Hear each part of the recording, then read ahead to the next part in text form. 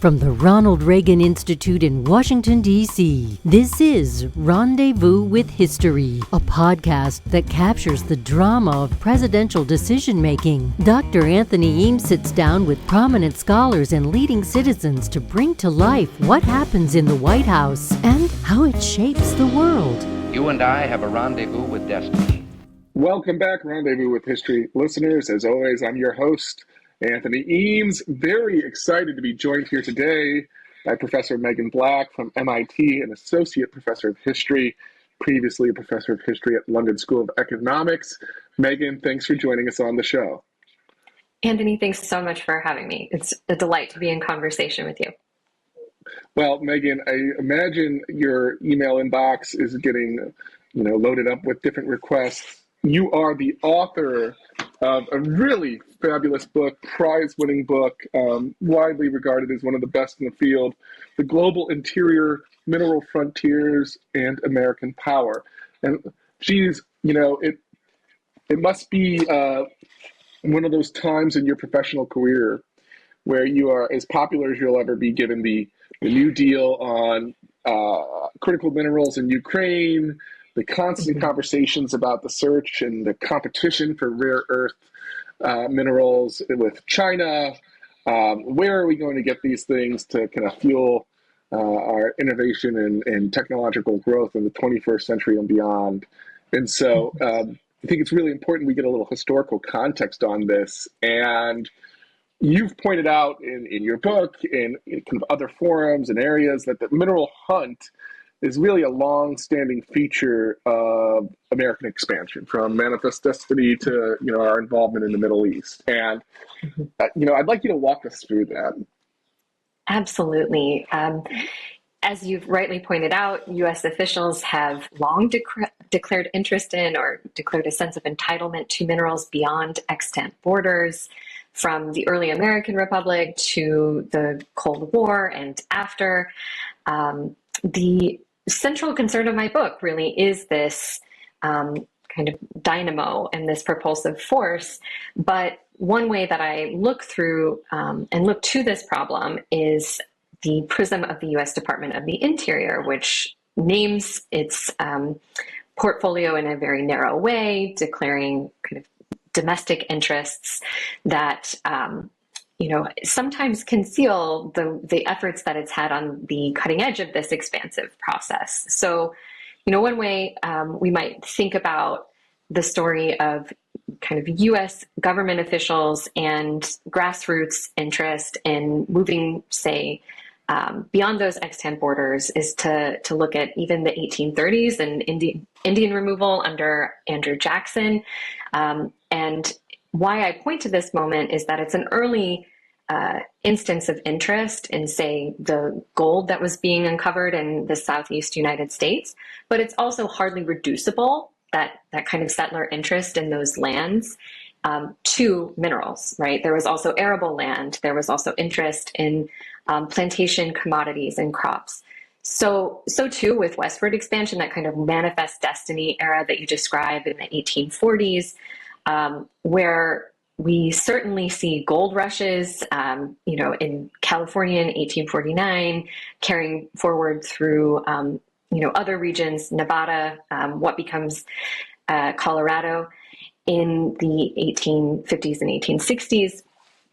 But that coincided, as we know, with other important and central stories of U.S. continental expansion, including the kind of push for agricultural bounty and a kind of desire to transform the arid and semi-arid West into an oasis for, the Jeffersonian ideal, what we know to be the kind of yeoman small farm ideal. So hence we see the Homestead Act of 1862 and, in subsequent years, mining acts that try to encourage a similar, set of activities that are oriented to the subterranean, certainly, like coordinating and bringing together all of the grassroots effort across diggings around the continent, and I should say also the world. The kind of more Pacific Rim story is relevant here, and there are a lot of exchanges and comparisons with other, kind of empires built up around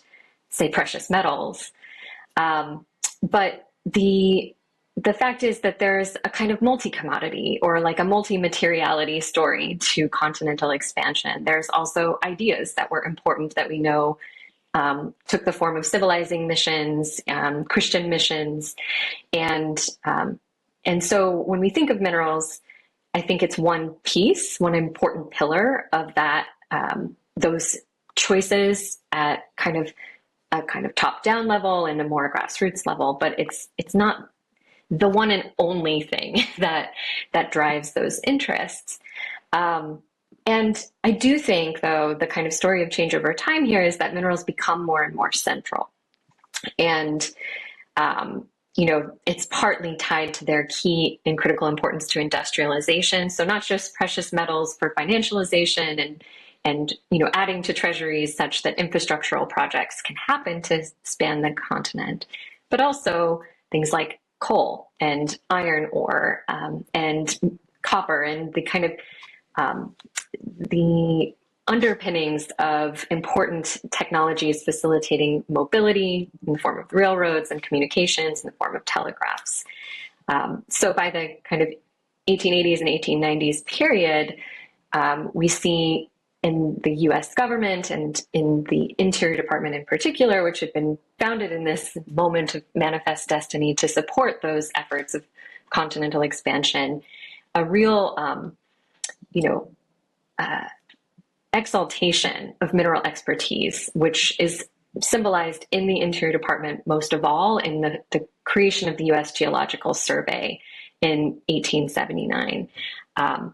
So I think there's a lot that we can say then about the kind of turn to the 20th century, the continent being assured. We have Frederick Jackson Turner declaring, in a kind of mistaken way, the clean and clear expansion of settlers across the United States, such that there is no longer a frontier line. Right, that's his big thesis, and delivered at the Chicago Columbian Exposition in 1893.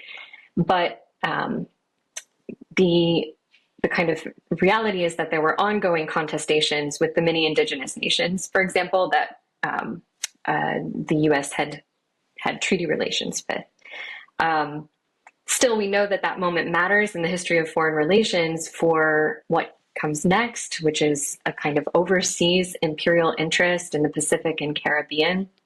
And the U.S. Participates in, a supposed project of liberation, supporting, Cuba and the Philippines in their own anti-colonial struggle with the Spanish Empire. But the U.S. doesn't leave. And when it doesn't leave after supporting these activities, it's quick to send geologists and mineral experts to survey those resources. Now, once again, minerals aren't the key story, but yeah.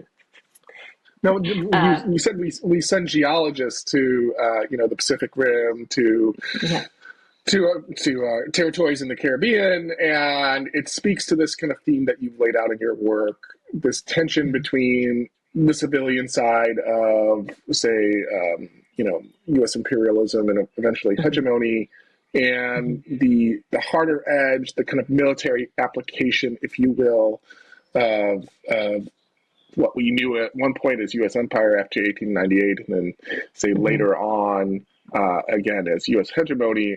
How does that tension hold back U.S. interests around the world or expand U.S. interests? I mean, is it a productive tension, say, from the view of Washington, D.C.? It seems mostly a destructive tension from those outside of, say, the American state. But, how does that actually shape, governing priorities for the United States? I think it shapes it a great deal. The Interior Department is meant to be a kind of civilian and softer edge of U.S. power, a kind of counterpoint to U.S. military incursions. U.S. citizens were not too pleased to see endless war in the continental context, and so too in the context of its pursuit of overseas territories. or island territories in the Pacific and Caribbean. And we can look at the archive and see moments when military officials are feeling kind of a turf war with the Interior Department as well. Like, whose jurisdiction is this? So to kind of move forward, we see that the Interior Department in the 1930s actually became the central home for the administration of the Division of Territories and Island Possessions, which had previously been distributed between the Department of War and the Department, the Army and the Navy. And the arrival of Interior to places like Puerto Rico and Alaska, which was also a territorial holding, and the Philippines, was met with frustration and animosity by military officials who felt that they could do it better. But of course, top leadership in Washington see the presence of these civilian administrators as an asset, because it is, suggesting that rather than violent military-backed rule, a more technical and educational mission can come to the forefront. And what happens in that 1930s period is that the world is also kind of in a mobilizing for war. And so something like the civilian administration that the Interior Department runs will also really dovetail with its ongoing mineral expertise, because, the U.S. had long been interested in, say, minerals in Alaska, but with that war machine in Europe and also Imperial Japan making its own, expansionist moves in the Pacific theater, the United States is intent on securing strategic minerals. They had learned in World War I, for example, that, bottlenecks in supply chains could be really distressing and harmful. But we also know that this 1930s, 1940s moment and the kind of violent expansionism of that war machinery inspired many voices to kind of come together and cohere against empire, right? This is a key moment of anti-imperialist activism that is also tied to a kind of anti-racist politics, and the critiques of empire are becoming louder and louder. This, I think, is a key piece of the puzzle to understand how U.S. mineral agendas change in many ways going into the post-war era, because as the United States undertakes a war on the side of the Allies against the Axis powers, there's an enormous propaganda effort as well, a kind of explanation of what this war is about, why we fight. And the answer is, principles of freedom, principles of self-determination, and those, explicit commitments really undermine, ongoing kinds of territorial approaches, as in imperial approaches to securing minerals of interest, say copper or tin, tungsten, other things that go into implements of war, but also, consumer goods. So I like the way you kind of, this tension is so central to your book. And I think about the current moment that we find ourselves in, with both a kind of Ukraine mineral deal that is supposed to kind of bolster U.S. national security, the U.S. economy, in providing these raw materials to those sectors, and again at the same time, the kind of winding down of USAID, which has been so essential in creating that kind of softer side for kind of economic activity on the mineral lines around the world. And the forerunner to all of this, when you think about USAID, when you think about kind of mineral deals in the context of, say, kind of, superpower competition, is really those point four programs that you dive into in the Middle East. I would guess that most people who are following the mineral deals today probably don't know too much about point four programs. I mean, it's one of these kind of lost chapters of history that historians of foreign relations in the Middle East, obsess over, but it still hasn't gotten its time in the day or time in the sun. Right. If you would, tell us where point four kind of fits within all of this.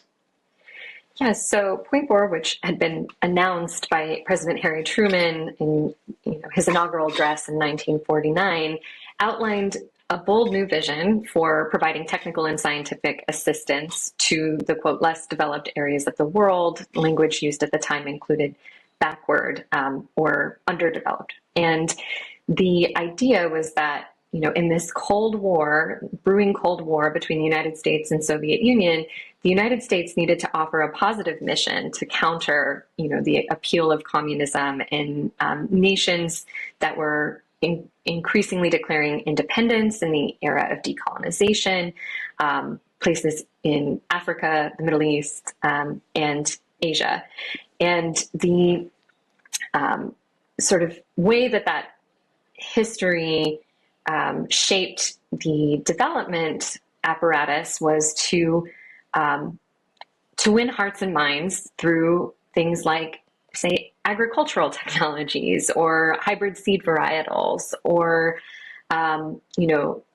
animal husbandry programs and water infrastructure projects that could support a kind of industrialization, or what was called modernizing, a modernizing project in those countries. Less well known to the first folks who were writing about this important history behind U.S. aid was that strategic mineral considerations also were threaded throughout that agenda. And in fact, among the earliest scientific and technical experts mobilized overseas to places like Afghanistan, Bolivia, Brazil, Colombia, Egypt, India, Iran, the Philippines, Thailand, and so on, right, were geologists and mineral engineers from the U.S. Department of the Interior. The idea was that the United States could get it both ways. They could kind of build goodwill overseas by creating these bilateral agreements that shared a broad suite of scientific expertise, but that they could also continue to have access to raw materials and local labor regimes that were often highly racialized and were associated with the kind of worst forms of imperialism. So in this moment, there were imperialist boogeymen, the Cecil Rhodes, whose Diamond Empire in South Africa was well known, or King Leopold II of Belgium, whose atrocities in the Congo were also well known because of exposés of an earlier era. So, to say nothing of the kind of German and Japanese expansionism that had been fought in the Second World War, and the United States did not want to aggravate these kind of fragile alliances in the post-war era where, after 1945, nations across the world came together with the founding of the United Nations and committed to self-determination, to non-domination, and to, ending this practice of expanding territorial borders to achieve different goals that could include raw material exploitation of this variety.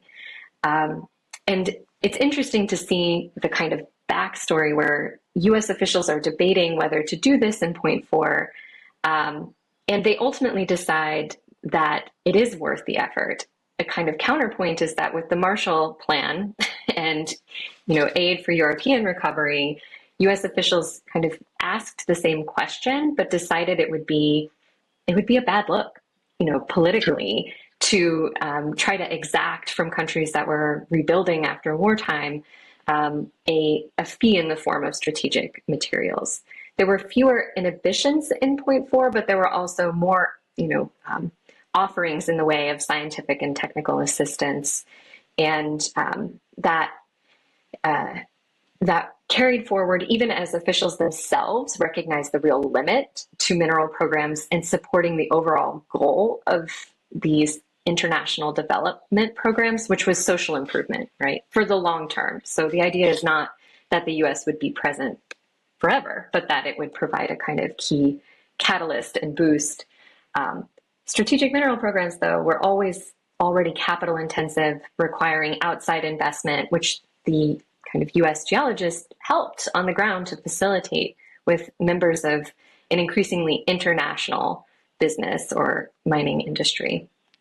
I want to follow up on a few things. One on why not extract from Europe. I think it's worth actually focusing in on what are strategic minerals and what they are over, decade over decade over decade. We I think have had some conversation on this podcast already about coal and oil. Today it's lithium all the time. Certainly in the middle of World War II and the immediate kind of years after World War II, uranium was in focus. You mentioned the Belgian Congo. What does the focus on specific minerals change over time and change kind of how the U.S. engages, populations that have those minerals underfoot? If we could go back to the creation of the Department of Interior after this expansion of U.S. territory that you lay out in the 1840s, what are the kind of key minerals, if you will, in kind of 25-year segments that get us to lithium today? It absolutely changes, to your point. So that 1840s moment, precious metals, we know, desired for treasury purposes, for minting, coinage, were key and critical, and dominated through the kind of 1870s, 1880s period. The sort of iron and coal that went into the manufacturing of steel, increasingly important to rail and other key transportation infrastructures and urbanization more broadly, as well as military preparedness, were key and critical. In the 20th century, we might add to that oil, like the kind of technological innovations had certainly increased, and the applications of this, similar in the sense that it's a fossil fuel and a source of energy, but different in that its extraction looks a little different. And some might quibble over whether to consider oil a mineral and vice versa, but a kind of subterranean resource that was understood to be more portable and a little bit more amenable to mobility that would include automobiles as a kind of new technology of change. We know that the category of strategic materials really emerges in the late 1930s. It's not a term that it has much purchase before that moment, but clearly the kind of concerns about militarization in Europe and wartime mobilization create an incentive to think about the materials that go into implements of war. And so strategic materials were not linked by some chemical element, though, there would be kind of common features, whether they were useful for fuel, whether they, were able to withstand corrosion or, heat or other kind of extremes, whether they were useful for, say, cutting machinery that would be key and critical to the manufacture of jet engines and planes and the like. So the U.S.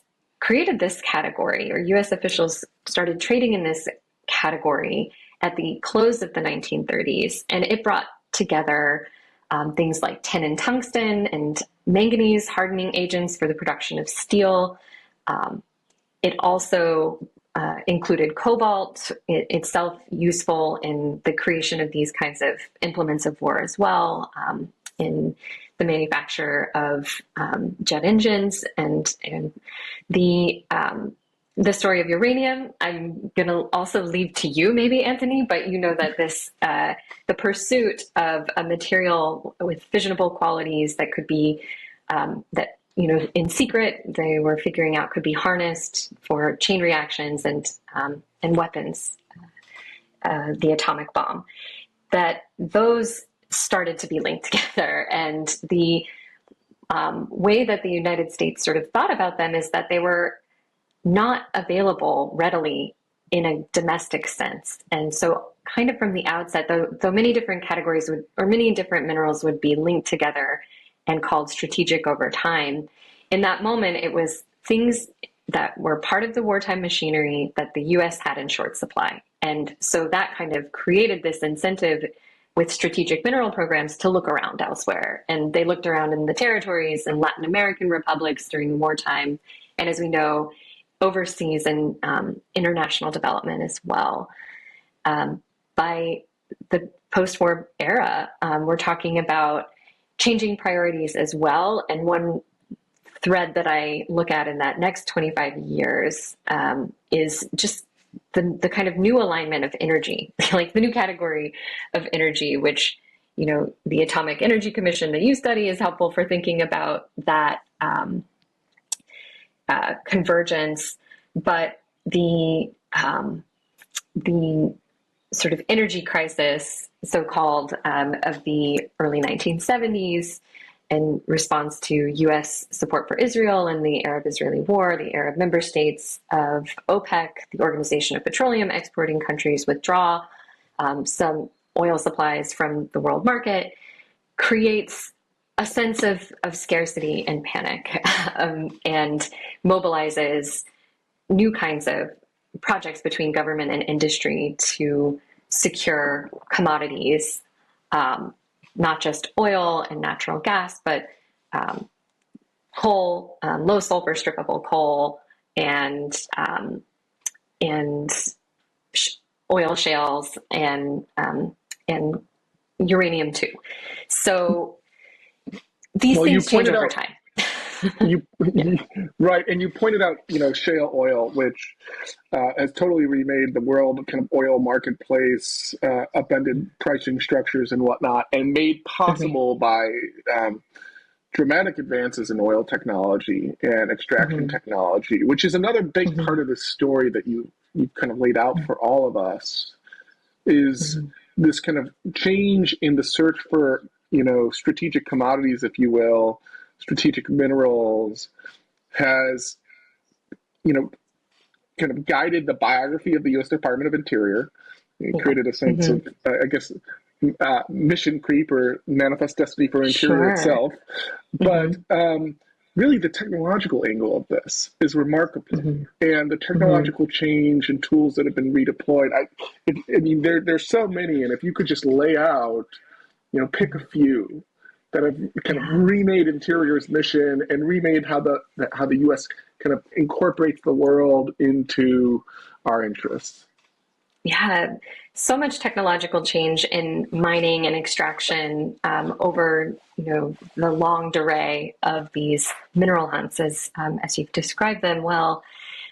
We could think of pneumatic pickaxes, and, you know, moving past just the, you know, handheld devices, to, you know, innovations in froth flotation, or, you know, these processes for sorting out the desired elements of the kind of rock aggregate.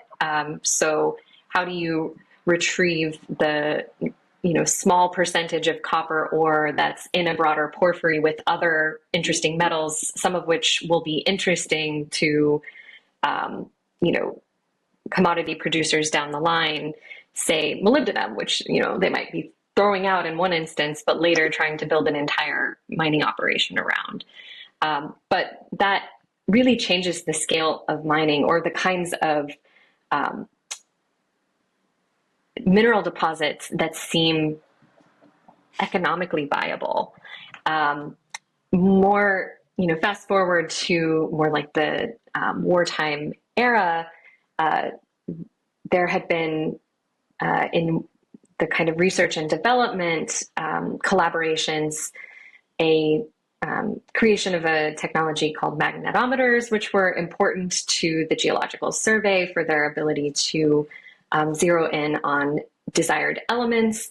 And I spend more time in my book thinking about the application of visualizing technologies like satellites in helping to zero in on prospects around the world, right, in a more planetary sense. So the Landsat satellite, which is an Earth resource satellite that launched first in the 1970s, emerged from that kind of earlier research and development project. It emerged from NASA, which was after the launch of Sputnik in 1957, getting more allocations from the US government to support research in space-based technologies. But what this satellite did differently than other kinds of space-based objects, some of which might include rocketry that would take humans to the moon as part of one vision of US technological supremacy. But it was also different from other satellites, weather satellites, or communications satellites, even reconnaissance satellites, though that is, kind of visualizing the Earth with certain detail. What these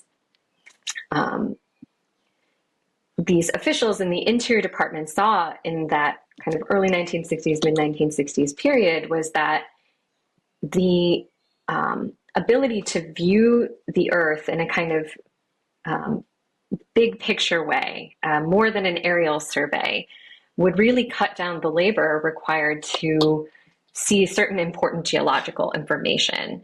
And they helped to create this technology with other experts in NASA and ensure that some of its usage in the 1970s period would include USAID, would include nations that were participating in ongoing bilateral agreements with the United States, but in ways that helped to incentivize developing mineral resources because, oh, hey, look, this satellite has filled in a kind of big blank space in our understanding. But to just kind of bring it back down to Earth and those original technicians in the field in places like Brazil who were calling for this technology, they recognized that it would help with the problem of access. There was, in countries that were willing to participate in mineral programs, there could still be infrastructural barriers to doing surveying in certain places. But also there were plenty of nations that were not too pleased with foreigners scouring their mineral-rich interiors for the purposes of data collection. So the satellite I see as a kind of innovation of its moment that in its first decade of usage had many applications that members of private industry welcomed as being a kind of logical extension of this broader quest to know minerals better, to detail that information, compile that information for interested parties, which very often included private industry, which I know is a kind of theme that we've been thinking about as well. The Interior Department often lent its services to industry, and by extension, taxpayers help to support a kind of geological reconnaissance mission that would save members of private industry a lot of losses along the way. Exploration is hard work. There are hundreds of misses for every one find, and it mattered that the US government took on part of that spade work, which we see over that kind of long arc of US interest in minerals beyond borders. Well, and it certainly raises the question about the kind of government's relationship to the kind of private sector, and are there places where the U.S. government can only go or can only safely go, and what does that lend to justifications for its presence there? And I bring this up because in the epilogue of your book, probably by now a well-known story or justification is the $1 trillion put the pinky to your mouth worth of mineral wealth in Afghanistan that has long been, used as a good reason for the United States to continue to be in Afghanistan up until the withdrawal under the Biden administration. And now it seems perhaps that the kind of mineral evaluation that we saw in Afghanistan is taking place in Ukraine. I mean, do you see those parallels at play? Is this a fundamentally different story? Maybe Ukraine is easier to access from an infrastructure standpoint, from a hospitable local population. I don't know, but what kind of parallels might we draw from the lesson of the $1 trillion of buried wealth in Afghanistan? The connections between military and civilian power, between U.S. government and private industry, I think, are certainly at play in both scenarios. The U.S. Department of the Interior had a presence in Afghanistan in the 1950s. They only revisited that space, after the Soviet invasion, after, the global war on terror, and offered themselves and their expertise as a kind of explanation for the ongoing presence of U.S. military officials. So they did have that kind of mutually enforcing role. The kind of civilian, softer side of U.S. power was, both meant to kind of alleviate the sort of local discontent over the presence of outsiders, but it was also kind of reassuring U.S. taxpayers and U.S. Industrialists and business men that there was a kind of economic rationale or gain that could coincide with what was increasingly being framed as humanitarian intervention, supporting people on the ground in this struggle with the Taliban. And the kind of rhetoric that I think we see in this current moment around Ukraine has a lot less of the humanitarian gloss in many ways. It seems that the language that we're hearing is about making a deal, right? Like, this is about good business. The Trump administration, proposed that this would be a revenue stream to make up for the kind of military aid that the United States had provided, $120 billion by that point. And though the agreement itself seems to be, resulting in different terms, like more of this joint investment fund, or, commitments to let Ukraine decide what will be mined and, establish certain priorities while, contributing certain revenue streams to the U.S. down the line. Those are happening in a moment where the nation itself is staving off an aggressive incursion that is ongoing from an outside party. It's a slightly different dynamic than, say, the U.S. moving from a global war on terror to something that's meant to be a kind of humanitarian intervention for locals. But in both cases, mineral interests are certainly at the forefront and are a way to resolve different kinds of political problems around, say, the costs of war, or and the kind of vulnerability of the communities that are then in this position of negotiation are certainly resonant too, right? That it's hard to be an equal party making a deal in either context.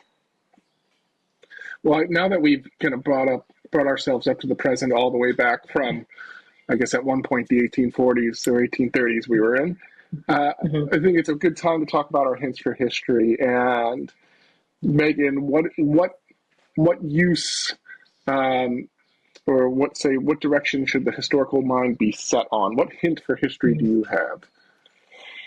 I think that there is a lot yet to say about activity in zones that tend to fall outside our usual political maps.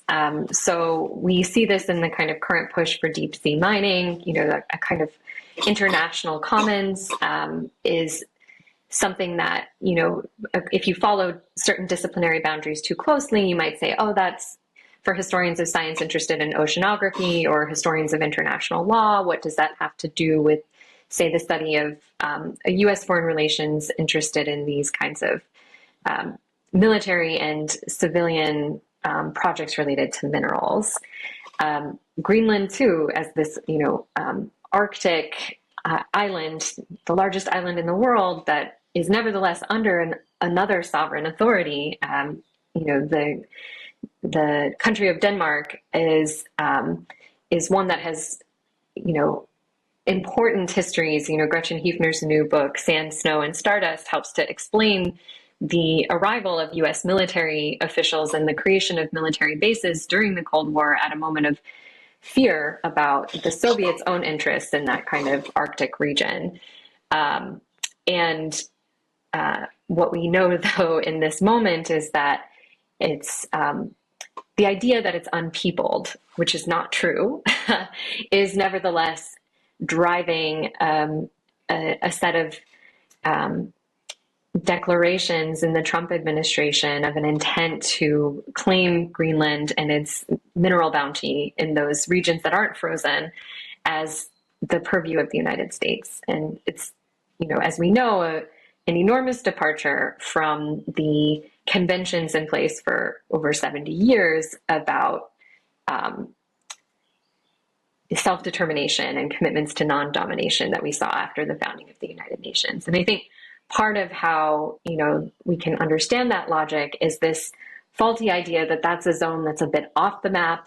It's not, a recognizable climate in some sense to certain officials' eyes, and it's imagined to be unpeopled. And I think that similar logic governs that push for mining in the deep sea bed. Of course, there aren't humans living down there, but plenty of other species that matter in their own right, but also for the kind of environmental services they provide vis-a-vis carbon and carbon capture. So I think it's an encouragement to historians to kind of stay with these messy or less, politically straightforward zones, and that includes something like outer space, right? The off-planet interests that have been growing in recent years, and I think the bind of environment, it's not only a kind of background to political life or something that is shaped by human activity, but an arena in which power is expressed and articulated. And so I think one of the insights that I have after writing about the Interior Department for so long is that technical work is political work, right? And it's hard sometimes to see it as such because technical reports are going to be filled with much technical detail, and that has its own kind of meaning.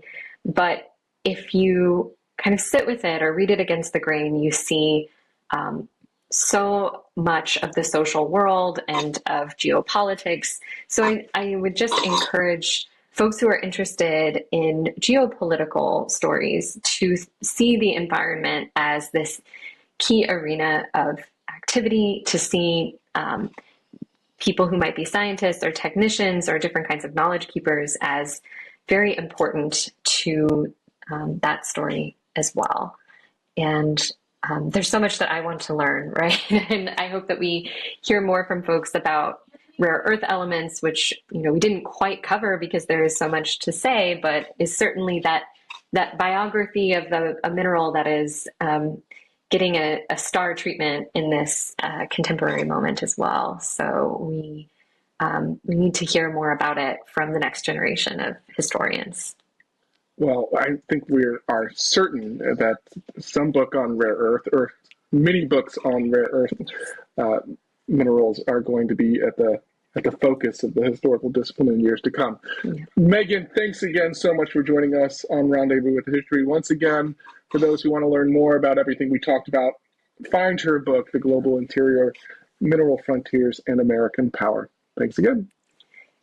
Thank you. Rendezvous with History is a podcast produced by the Ronald Reagan Institute's scholarly initiatives. You can learn more at ronaldreaganinstitute.org and follow along on social media at Reagan Institute.